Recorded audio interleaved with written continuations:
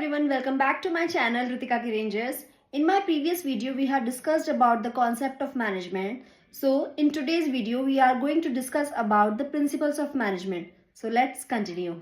If we talk about the principles of management, then these are the general guidelines or the theories that help the manager to plan, organize and control various activities in a business operation. So the first principle of management is division of work. According to Fayol, total work should be divided into smaller units or smaller parts, and each smaller unit of the work should be assigned to a particular staff who possess adequate knowledge and experience about that particular work. इससे हमें सबसे बड़ा फायदा मिलता है specialisation का. कोई भी अगर हम काम एक स्पेशलाइज स्टाफ से करवाते हैं तो हम लोग देखते हैं कि हमारी क्वालिटी ऑफ प्रोडक्ट बहुत ही ज़्यादा इंक्रीज होती है.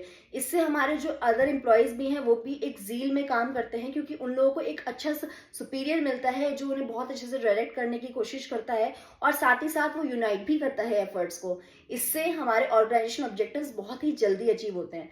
डिवीजन ऑफ वर्क सिंपली ये कहता है कि हमने अपने काम को, अगर हमारा काम बहुत ही ज़्यादा है तो हमें उसे छोटे छोटे टुकड़ों में डिवाइड कर देना चाहिए ताकि कोई भी स्टाफ ओवरबर्डन काम से ना फील करे, और वो अपने काम को, अगर उसके पास छोटा काम भी है या कोई एक अलग डिपार्टमेंट भी है, तो वो उस काम में 100% अपना दे सके और अपने काम को बहुत अच्छे से फ्लरिश कर सके. Now the second principle is authority and responsibility. So, we all are aware about these two words, that authority is related to power and responsibility is related to work. Authority and responsibility should go hand in hand in an organization for the smooth running of any business operations. अगर हम लोग कई बार authority को over दे देते हैं किसी भी एक एम्प्लॉय को, देन वहां पर उस अथॉरिटी का मिसयूज होने के भी बहुत ज्यादा चांसेस रहते हैं. सेम वे अगर हम किसी को भी बहुत ज्यादा रिस्पॉन्सिबल करार कर देते हैं किसी चीज के लिए, उसको ओवर बर्डन कर देते हैं वर्क से, तब भी हम लोग देखते हैं कि हमें कोई भी फ्रूटफुल रिजल्ट नहीं मिल पाता है. अथॉरिटी के मिसयूज और ओवर बर्डनिंग ऑफ रिस्पॉन्सिबिलिटी से बचने के लिए हम लोगों को थोड़ा सा बैलेंस करके चलना होता है. दैट्स व्हाई हम लोग कहते भी हैं कि authority and responsibility should go hand in hand. Now the third principle is discipline. Without discipline nothing can be accomplished. In our day to day life also, अगर हम लोग किसी भी रूल को फॉलो नहीं करते हैं या फिर हम लोग कभी कॉलेज जा रहे हैं, कभी स्कूल जा रहे हैं, अगर वहाँ पे हम टाइम का ही ध्यान नहीं दे रहे हैं, तो ये भी एक पार्ट ऑफ डिसिप्लिन है कि हम लोग किसी भी रूल्स एंड रेगुलेशंस को फॉलो नहीं कर रहे हैं.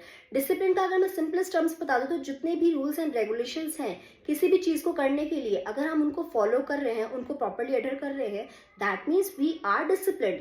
हमें एक एम्प्लॉय को बहुत ज़्यादा डिसिप्लिन होने की ज़रूरत है ताकि हम लोग अपने ऑर्गेनाइजेशन गोल्स को टाइमली अचीव कर सकें. और यही हमारी मैनेजर की भी कोशिश रहनी चाहिए कि वो अपने एम्प्लॉयज़ को, जितने भी उसके अंदर सबॉर्डिनेट्स हैं, उनको मोटिवेट करे कि वो प्रॉपरली हर एक रूल्स एंड रेगुलेशंस को फॉलो करे. Now the next principle is unity of command. It states that each subordinate should have one boss. यानी अगर एक इंडिविजुअल को हम एक ही हेड देते हैं देन उसका काम करना बहुत आसान रहता है. कई बार ऑर्गेनाइजेशंस में हमने देखा है कि बहुत सारे मैनेजर्स होते हैं जो एक पर्सन को इंस्ट्रक्ट कर रहे होते हैं, एक सबॉर्डिनेट को इंस्ट्रक्ट कर रहे होते हैं. अब यहाँ पर किस तरह की क्योस जनरेट हो जाती है कि एक एम्प्लॉय समझ ही नहीं पाता है, ही और she will be gate confused कि वो किसके ऑर्डर्स को ले और किसके छोड़े. Now the next principle is unity of direction. Under this principle, all the individual interests should be united to achieve predetermined objectives. इसके अंदर हम लोग डायरेक्शन देने का काम करते हैं मेनली, कि ये मैनेजर के द्वारा दी जाती है कि हर एक मैनेजर की ड्यूटी एंड रिस्पॉन्सिबिलिटी बनती है कि वो अपने सबॉर्डिनेट्स को गाइड करे कि जो भी वो काम कर रहे हैं वो अल्टीमेटली ऑब्जेक्टिव्स को फुलफिल करने के लिए कर रहे हैं. अब यहाँ पर ऑब्जेक्टिव्स को अगर क्लैशेस होंगे तो एक सबॉर्डिनेट भी कंफ्यूज हो जाएगा कि उसे करना क्या है. तो हर एक डिपार्टमेंट हेड को बहुत ही कंसंट्रेट होना चाहिए कि उनकी जितने भी टास्क हैं, वो जितनी भी एक्टिविटीज अपने डिपार्टमेंट के अंदर फॉर्मुलेट कर रहे हैं, प्रैक्टिस कर रहे हैं, उनका सबका मेन एक एजेंडा है कि उन्हें अपना ऑर्गेनाइजेशन ऑब्जेक्टिव अचीव करना है. Now the next principle is subordination of individual interest to general interest. सबसे पहले बात की जाए इंडिविजुअल इंटरेस्ट होता क्या है, तो कुछ नहीं है, ये सिंपल सा आपके एम्प्लॉयज का इंडिविजुअल पर्सनल इंटरेस्ट रहता है. अब जो कि कई बार कंट्रास्ट करता है हमारे ऑर्गेनाइजेशन इंटरेस्ट से या फिर जनरल इंटरेस्ट से. तो यहाँ पर हम लोगों का मेन टारगेट क्या रहता है कि जितने भी इंडिविजुअल्स का इंटरेस्ट है, हमें एक मैनेजर को ये समझना चाहिए कि हम कैसे इंडिविजुअल इंटरेस्ट को यूनिफाइड करते हुए अपने ऑर्गेनाइजेशन ऑब्जेक्टिव्स को अचीव करें. Now the next principle is remuneration. According to Fayol, each employee should be given fair wages and salaries according to their efficiency, their caliber, their skills, their authorities, their designation. इससे सबसे बड़ा फायदा ये होता है कि हर एक एम्प्लॉय सेल्फ मोटिवेटेड फील करता है और वो किसी भी ऑर्गेनाइजेशन में अपना 100% देने की कोशिश करता है। इन कंट्रास्ट अगर हम वहाँ पे बायसनेस करते हैं, मैनेजर के द्वारा कोई भी तरीके की बायसनेस या फिर अनफेयर प्रैक्टिसेस फॉलो की जाती है, देन वही एम्प्लॉय आपको एक फ्रूटफुल रिजल्ट नहीं देगा। वो बहुत लापरवाही करना शुरू कर देगा अपने काम में, क्योंकि उसको किसी भी तरीके की ज़ील फील नहीं हो रही है, वहाँ पे मोटिवेटेड फील नहीं हो रहा है। तो अपने एम्प्लॉयज़ का मोरल बूस्टअप करने के लिए भी हमें उन्हें एक फेयर रेम्यूनरेशन प्रोवाइड करनी चाहिए, कि जो जनरली हम लोग अपने प्रायर इंटरव्यूज़ में या सिलेक्शन के टाइम ही डिसाइड कर लेते हैं। और साथ ही साथ उनको और भी चीज़ें रेम्यूनरेशन के साथ साथ जो भी उनके इंसेंटिव बोनस बनते हैं वो भी टाइमली उन्हें प्रोवाइड करते रहना चाहिए, जिससे कि हमारा employee all time boost up feel करता रहे। Now the next principle is centralisation. Centralisation का मीनिंग हो गया कि सारी अथॉरिटी और डिसीजन मेकिंग पावर्स एक सिंगल हैंडेड हो रहा है। अब इसका बहुत ज़्यादा बेनिफिट भी होता है तो बहुत ज़्यादा डिसबेनिफिट भी होता है। बेनिफिट इस तरह से होगा कि हमें कहीं भी डिस्कशन करने की ज़रूरत नहीं होगी, हम सिंगल हैंडेडली अपने हिसाब से डिसीजन ले सकते हैं। बट इसका नेगेटिव अप्रोच ये रहता है कि जब हम लोग किसी को इन्वॉल्व ही नहीं करते हैं, किसी डिसीजन ही नहीं लेते हैं, तो कोई भी उसका पार्ट नहीं बन पाता है। वो ये सोचते हैं कि ये तो सिर्फ हमारे ऊपर एक ऑर्डर आ गया है और हम क्यों इसको फॉलो करें। वहीं अगर हम लोग डिसेंट्रलाइज का फॉर्मूला हम लोग अपनाएं, यानी कि हम लोग कुछ डिपार्टमेंट्स जनरेट कर लें मान लीजिए, और उस डिपार्टमेंट्स का हम लोग कोई हेड बना दे कि सर आपके पास ये डिपार्टमेंट दे दिया है मैंने और इसकी सारी रिस्पॉन्सिबिलिटी, सारी अथॉरिटीज आपके पास रहेगी। इससे क्या होता है कि एक एम्प्लॉयर के अंदर भी एक मोटिवेशन आती है कि सपोज कि मैं चलो किसी चीज़ का हेड हूँ, तो मेरे को सारी रिस्पॉन्सिबिलिटीज यहाँ पे रखी जाएगी, मेरे ऊपर ही मेरे से हर चीज़ पूछी जाएगी, तो मेरे को एक बहुत अच्छा डिसीजन लेना है और वो as a part of organisation समझ के उस चीज़ों में काम करेगा। तो एक ऑर्गेनाइजेशन के अंदर प्रॉपर बैलेंसिंग होनी चाहिए सेंट्रलाइजेशन और डिसेंट्रलाइजेशन की, ताकि यानी कि जो मेन अथॉरिटीज के पास होना चाहिए बिगर डिसीजंस। जो भी एक ऑर्गेनाइजेशन के लिए कोई असेट परचेज करना है, कोई फाइनेंस से रिलेटेड है, ये सारी प्रैक्टिसेस हमारे टॉप एग्जीक्यूटिव्स या फिर सीनियर लेवल के पर्सन्स के पास होनी चाहिए। बाकी डिपार्टमेंट्स में क्या चल रहा है या फिर डिपार्टमेंट के सबऑर्डिनेट एम्प्लॉयज जो हैं वो क्या कर रहे हैं, उनका सोशल वेलफेयर कैसे करना है, उनके लिए क्या प्रैक्टिसेस लेकर आनी है, ये हम लोग डिपार्टमेंट हेड्स के ऊपर भी छोड़ सकते हैं। तो एक ऑर्गेनाइजेशन के अंदर balance centralisation as well as decentralisation होना बहुत जरूरी है। उसके बाद आता है आपका next principle, that is scalar chain. Scalar chain आप लोगों ने एक बार पढ़ा भी होगा। एक मैनेजमेंट के लेवल्स होते हैं, टॉप, मिडिल एंड लोअर। तो जनरली क्या होता है, अगर हर एक एम्प्लॉय को अपना रोल पता है, अपना लेवल पता है, देन उसको कोई भी प्रॉब्लम आती है, देन उसको मालूम होगा कि मुझे अब किसके पास जाना है। अगर हम लोग एक ऑर्गेनाइजेशन के अंदर हिरार्की कोई भी फॉर्मुलेट नहीं करते हैं, कोई भी किसी से बात करेगा ना, फिर उसको वो एंड रिजल्ट मिलेंगे। आपकी कोई प्रॉब्लम रेज होती है, मान लीजिए आपको पता ही नहीं कि आपको किसके पास जाना है, तो किसी भी एक ऑर्गेनाइजेशन में हिरार्की का क्लियर कट होना हर किसी के लिए बहुत ज्यादा इंपॉर्टेंट है, ताकि कोई भी इशू रेज होता है या फिर कोई भी हमें डिसीजन देना है तो हमें पता हो कि हमें किस स्टेप्स को फॉलो करना है, या किन को, कौन हमारे सुपीरियर रहने वाला है, कौन हमारा जूनियर रहने वाला है। तो ये जो सुपीरियर और सबऑर्डिनेट का रिलेशनशिप है ना, तो हमारा स्केलर चेन ये बहुत अच्छे से डिफाइन कर देती है, और इससे एक पाथ भी बन जाता है कि हमें अपने काम को किस तरीके से करके चलना है। ठीक है, तो इसके बाद आता है हमारा ऑर्डर। ऑर्डर में क्या होता है कि हमें एक ऑर्गेनाइजेशन के अंदर, जैसे हम एक ऑर्गेनाइजिंग का हम लोगों ने कॉन्सेप्ट पढ़ा था कि जहां पर हम लोग फॉर्मल स्ट्रक्चर तैयार करते हैं एक ऑर्गेनाइजेशन के अंदर, कौन से डिपार्टमेंट्स रहने वाले हैं, क्या रहने वाला है। ऑर्डर का सिंपल मीनिंग है कि अपने रिसोर्सेज को प्रॉपरली डिफाइन करना ऑर्डर्स में, यानी कि डिपार्टमेंट्स के हिसाब से इतना हमारे पास स्पेशियस होना चाहिए कि हम अपने जितने भी रिसोर्सेज हैं उनको प्रॉपरली कहीं भी स्टैंड आउट कर पा रहे हैं, उसको हम लोग प्रॉपरली फंक्शन कर पा रहे हैं, उसके लिए हमारे पास प्रॉपर स्टाफ है। तो ये सारे जितने भी हमारे रिसोर्सेज है, जब हम उनको प्रॉपरली मैनेज करके चलते हैं, दैट कम्स अंडर ऑर्डर। उसके बाद आता है आपका इक्विटी। इक्विटी आप लोगों ने अकाउंट्स में पढ़ा होगा, इक्विटी डेट, लेकिन ये वो इक्विटी नहीं है। तो यहाँ पर इक्विटी का मतलब ये रहता है कि हर कोई इक्वल होना चाहिए।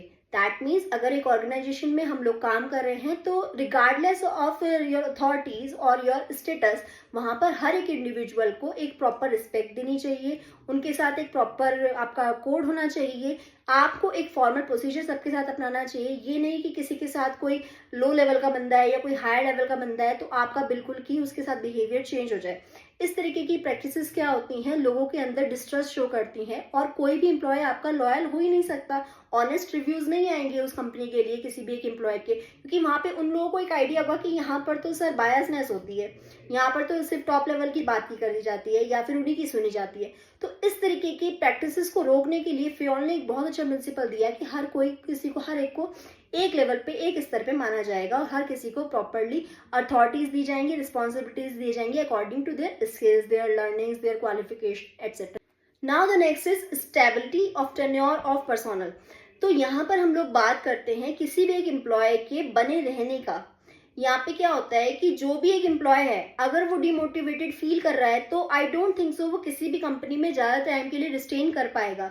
तो एक एम्प्लॉय को रिटेन करने के लिए एक मैनेजर की ड्यूटी होती है कि वो उसके सोशल बेनिफिट्स का भी ध्यान रखे, उसके इंडिविजुअल इंटरेस्ट को भी एकदम नकारे नहीं, बल्कि साथ साथ उसके ऑब्जेक्टिव्स के साथ लेके चले। जितने भी हमारे ऑर्गेनाइजेशन ऑब्जेक्टिव्स फुलफिल हो रहे हैं उसके साथ साथ उसका भी पे आउट रुकना नहीं चाहिए। उसके अगर कमीशन बनता है, बोनस बनता है, तो टाइमली उसको वो सब चीजें देनी चाहिए।